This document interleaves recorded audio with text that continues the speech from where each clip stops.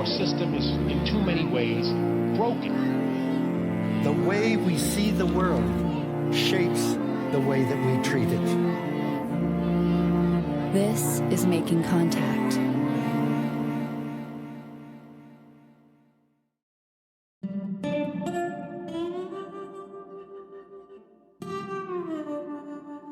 I'm Amy Gastelum, and on today's Making Contact, we're observing Black History Month with the second in a three-part series focused on Greenwood, Oklahoma.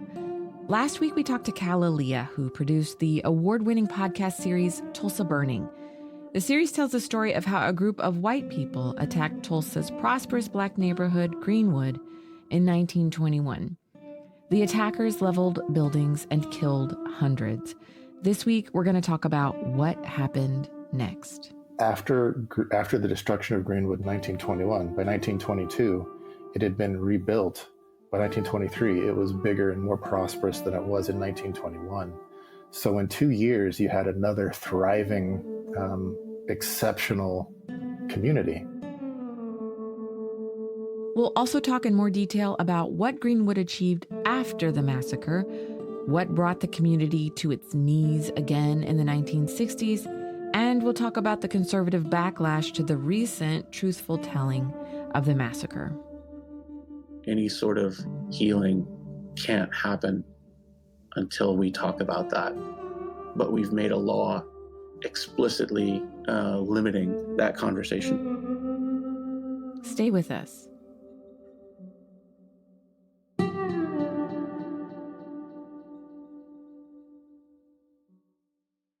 A lot of people have heard about Greenwood, a neighborhood in North Tulsa that was also called Black Wall Street because of its prosperity in the early 1900s. But its prosperity isn't the reason most people know about Greenwood. They know about Greenwood because in 1921, a group of white people attacked the area for 3 days during what's now called the Tulsa Race Massacre. The recent centennial of the attack was widely covered, so that's what people think about. But Tulsa-based journalist and activist Carlos Moreno says the attack itself isn't the end of the story. I think that what sort of gets glossed over is like the massacre happened and, then Greenwood is silent for 100 years. And then all of a sudden there's this thing called Greenwood again in 2021. And nothing could be further from the truth, right? Let's back up. If you haven't listened to last week's episode, now's your chance to find it in your favorite podcast feed or at our website, radioproject.org.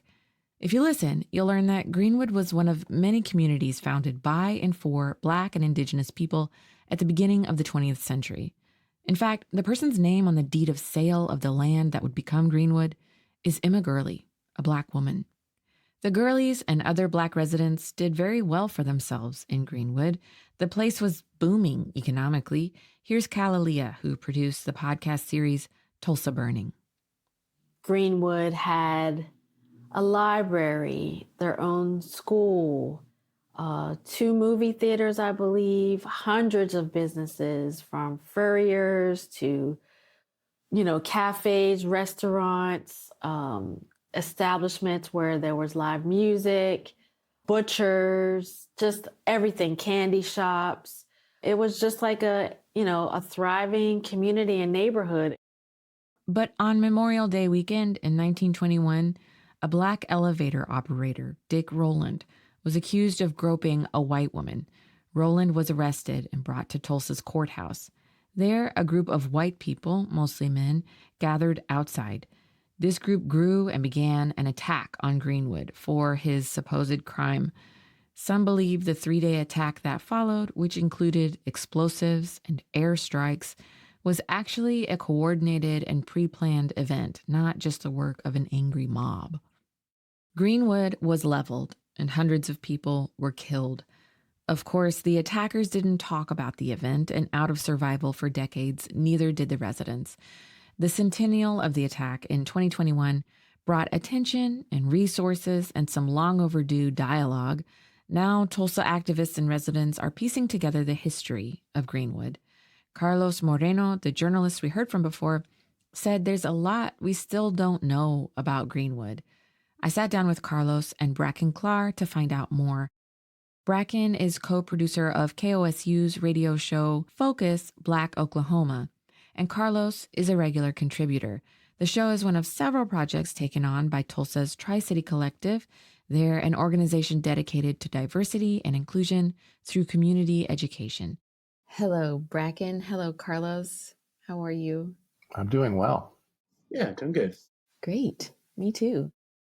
Bracken and Carlos told me one thing folks outside Tulsa don't often realize is that Greenwood was rebuilt after the attack within a year.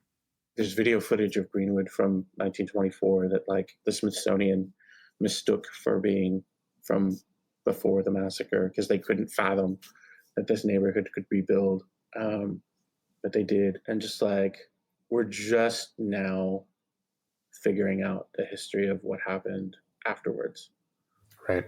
Some information is coming in the form of insurance claims victims filed after the attack.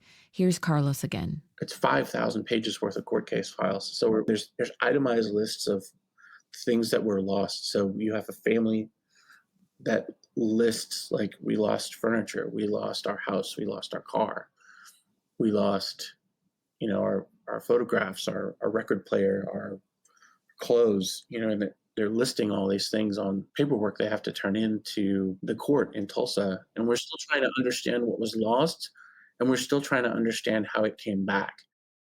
Carlos and others are working to understand how that happened, how Greenwood could have rebuilt, something we don't talk about as much when we talk about Greenwood. We talk about the tragedy in specifics. We talk about excellence in the abstract. We know there were millionaires. Okay, how many? We don't know. We don't know that. I can show you the videos of Greenwood's prosperity in the 20s and in the late 50s, but I can't tell you specifically block by block or house by house who built where or when that all happened. Those details are not known. But those details are becoming known.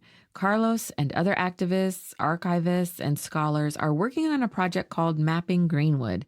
The project uses census data, court records, land deeds, lawsuits, photography, eyewitness accounts, and more. Together, the information is analyzed and added to an actual map.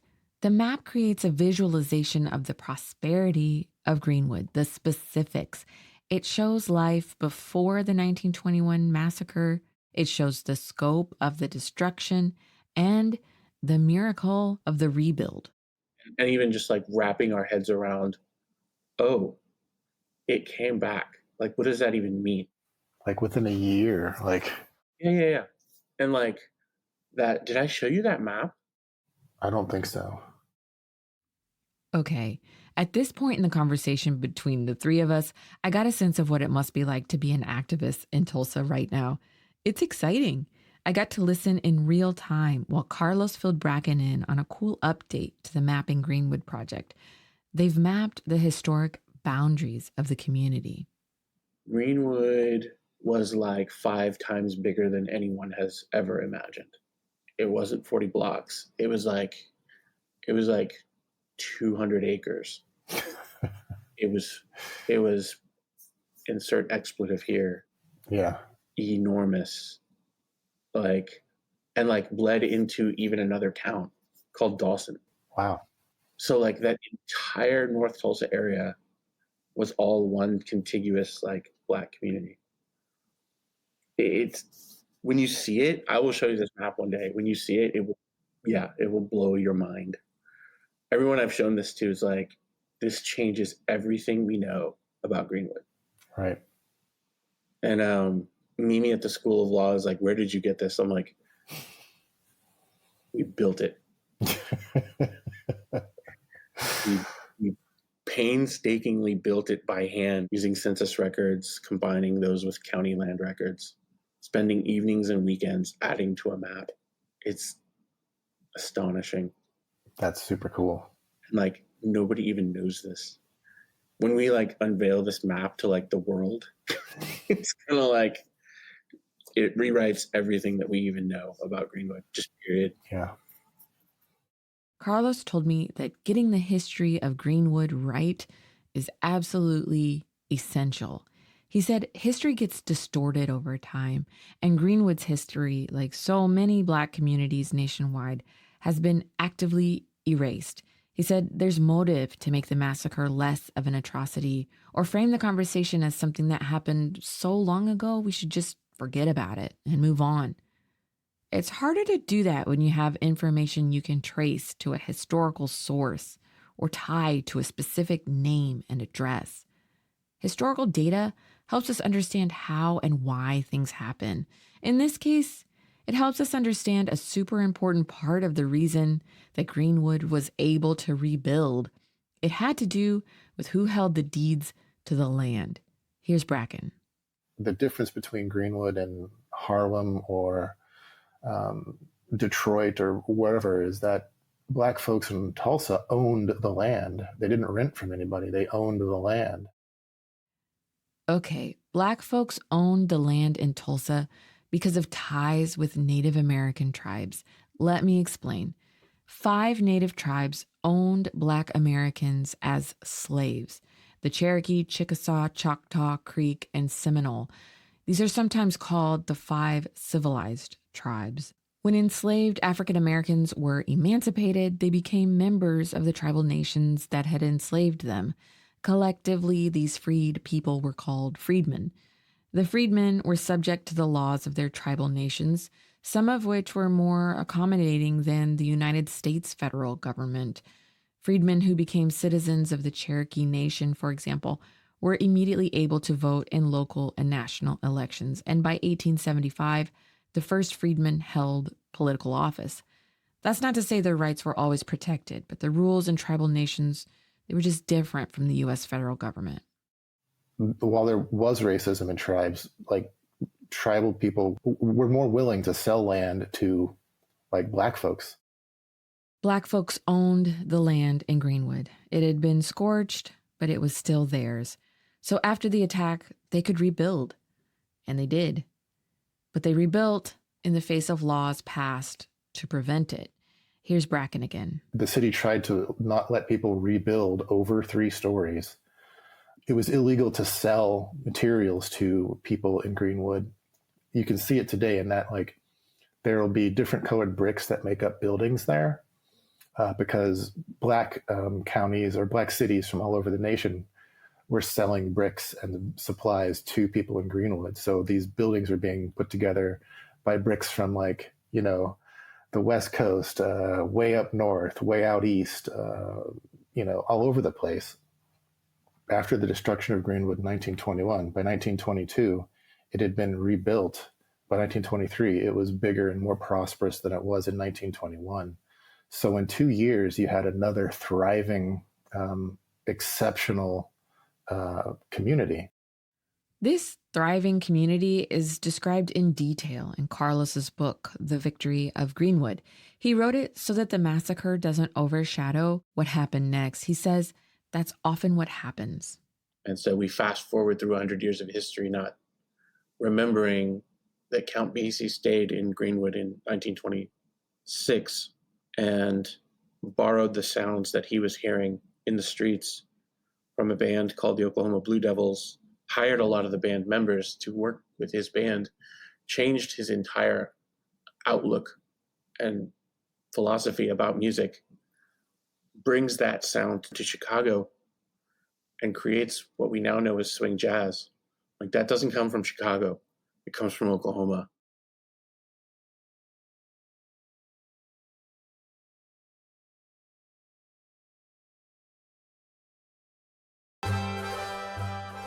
The economic height of prosperity of Greenwood was in the 1940s. When you had this incredibly diverse, pedestrian, transit-oriented, mixed-use, mixed income, all the urbanist buzzwords that are kind of the utopia for a thriving city, Greenwood was the living, breathing example of that, not once, but twice. What all these highbrow institutes want for our city, like, you don't have to figure out what that looks like. There's already an example of it, and it's called Greenwood. But this dense, diverse, transit-oriented, urbanist utopia wouldn't last. For the first intentionally built suburban neighborhood where every house had central heating and air was Lortondale, across the street from where I am sitting right now in Tulsa, Oklahoma. The first suburban car-oriented neighborhood that's 6-foot high fences and houses with enormous setbacks so they can have beautiful green front lawns that destroy the planet was in the same place that Greenwood was, and everything that I just described Greenwood stood for. So you had this like competing philosophies of what a city should be living side by side, and in order for one of them to thrive, the other has to be destroyed, right? Like you can't have that and have car-oriented extractive capitalism suburbia in the same place at the same time. That can't exist. Like people have to choose one or the other. So they did. And in the 50s, suburbia won.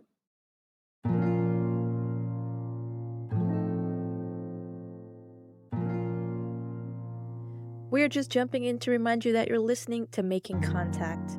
If you like today's show and want more information, or if you'd like to leave us a comment, visit us at radioproject.org, where you can access today's show and all of our prior episodes.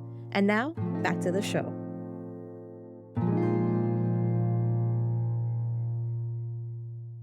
Welcome back to the show. Today we're talking with journalist Carlos Moreno and co-producer of the Tulsa-based radio show Focus, Black Oklahoma, Bracken Clark. This is the second in a 3-part series about the history of Greenwood, Oklahoma, a historically Black neighborhood in North Tulsa. Before the break, Carlos talked about the success Greenwood experienced during the 1940s, but it wouldn't last. Suburbia, as Carlos described it, had a leg up in the form of the federal government. I'll explain. In the 1950s and 60s, the federal government provided funding for cities to buy up land owned mostly by people of color through the Urban Renewal Program. The rationale was that the municipalities would buy up blighted land, or so-called slums, and make it available for improved housing. Cities all over the country aggressively targeted individuals to buy them out. During this time, people of color also lost their land by eminent domain for projects like highways and sports fields. Thousands of families and businesses in city centers were displaced. This is what happened in Greenwood. Now, Bracken says most of Greenwood isn't owned by Black people anymore. It's owned by the city. Greenwood has a college on it that is not involved in Black Tulsa culture really at all, and is not really making any attempts to. There's a baseball field built there. When the baseball field was built, the city levied a special tax, and downtown businesses essentially paid for it.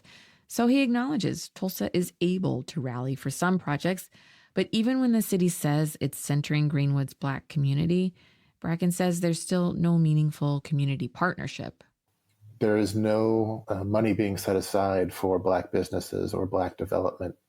The people who have come in and built the Greenwood Rising Center, there's no effort by the city to make sure that it helps pay for or sustain a sort of Greenwood revitalization as compared to the ballpark. The Greenwood Rising Center is a kind of museum opened by the Tulsa Race Massacre Centennial Commission under Senator Kevin Matthews. It's a place to learn about the massacre and Greenwood before the attack. Critics say it exists because of Black pain, but doesn't do enough to improve the lives and businesses of Black people living in Greenwood today. We didn't get a chance to reach out to the Greenwood Rising Center, but their website says the Centennial Commission included key Greenwood stakeholders, including residents, when planning the center. They also outline where the $30 million raised to mark the centennial of the massacre has been allocated. About $20 million went to the building, and $1.5 million went to community grants and economic development programming. In the reconstruction and the rebuilding of Greenwood today, Black voices and Black residents are not being sort of listened to or considered. It's people with money that are developing it or doing it on their own, and without regard to like any sort of concentration on building generational wealth or opportunities for Black Tulsans. Here's Carlos. A lot of people try to piece together what's going on in Greenwood now. There's certainly a whole lot of entrepreneurial activity, from Fulton Street Books to Silhouette Sneakers to Greenwood Ave to Gold Mill to Fire in Little Africa to the Popsicle Shop and Wanda J's. And I mean, just it's all being done in spite of all this gentrification that's happening. And the reason the gentrification is happening is because Black folks don't own any of the land that they used to own.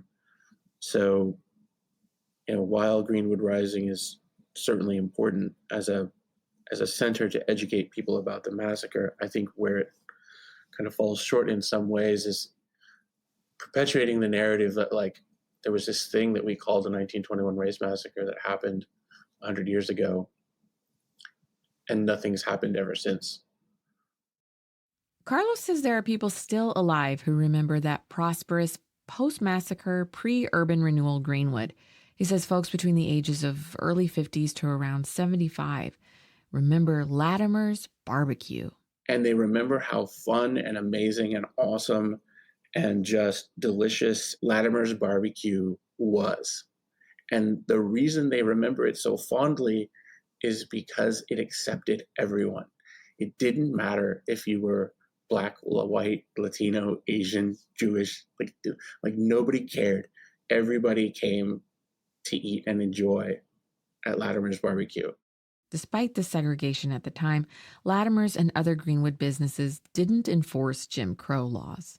And those were the kinds of spaces that Greenwood created. From the Dreamland Theater to Lula Williams' Soda Shop, where it was said that there were more marriage proposals in the city of Tulsa. Those are the kinds of spaces that could be created if Tulsa only allowed it to happen, which I find sad, but also points to a future that we know is possible because we've seen it and people remember it. Young people in Greenwood are pulling from the neighborhood's vibrant history, and from that space, they're working toward the future. Trey Thaxton recently launched Greenwood Ave. It's an apparel shop and a magazine. Here's a short clip from a promotional video. Greenwood Ave. It's a celebration of the original pioneers and entrepreneurs that started Black Wall Street. I have a background in branding and logo design, and a friend of mine and I had an idea to take the names of the original shop owners, reimagine them in a vintage kind of way, put them on t-shirts to help tell some of these stories. Greenwood Ave is a celebration of history.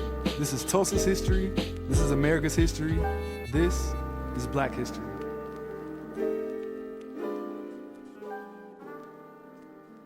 Carlos is a big fan of Greenwood Ave. It speaks to the prosperity and joy that go hand in hand that exists and could exist more if we just allowed it to happen. Bracken agrees. I'm excited about a lot of stuff on Greenwood. So many of the shop owners and shops and people there are doing amazing things. People are succeeding against the system, and there's so much cool stuff going on. This system that Bracken is talking about, the way the city just works against Black prosperity, it's happening at the state legislative level too. In 2021, the same year the centennial of the Tulsa Race Massacre pulled back the curtain on what really happened, Oklahoma passed a law that deeply limits the discussion of race in classrooms. It's part of a larger network of laws affecting many states. You've heard of this, anti-critical race theory laws. According to PEN America, there are 307 bills across the nation that they're calling educational gag orders. Essentially, they tell educators what they can and can't talk about in their classrooms. Oklahoma's House Bill 1775 is so vaguely worded, it's hard for teachers to know what's allowed and what's not. So many teachers are simply self-censoring to avoid being fired. That means they just don't talk about race. And while the language of the law is vague, the consequences are not. Several complaints against Oklahoma schools using the law have already been made. Those in violation can have their accreditation status downgraded. Carlos and Bracken say not being able to talk about the history of the Tulsa Race Massacre, Greenwood's rebuild, or the fallout of urban renewal is holding Tulsa back. That's extended to social emotional learning as well. Communicate across difference and work with people from many different kinds of lived experiences. Oklahoma is putting up barriers unnecessarily to our students' success in that area. I'm really glad you brought that up, because I think what people don't realize about 1775 is in the very place that needs it the most, we've taken away the tools for not just people of color, but for white people to break down why Oklahoma is what it is and the tools to make it better. I totally agree. It kind of goes back to what I was saying about just letting Tulsa be what it could be. Well, let's get rid of 1775, first off. Let's get rid of that. Tulsa could be a really amazing, interesting, multicultural soup. And it just, you have these weeds that are popping up in between the concrete that are amazing, but it could be all weeds. And that would be so dope. I think Tulsa needs a public four-year university with dorms. We don't have one of those. So we bleed out 18 to 25-year-olds. That's a big problem. I think also asking community members what they need, what they would want, and then giving them the money to do that themselves. So you're not taking a think tank that's owned by the mayor or that's owned by some connected politician to go to that area, build this academically sound plan, strategy, building, whatever, and then just saying you're welcome and bouncing, versus giving the people who live there the money and the tools to build what they feel they need. So that, I think, would also help contribute to the Tulsa becoming what it could, sort of breaking out of the status quo and the sort of old model Tulsa into the place that it so desperately wants to become.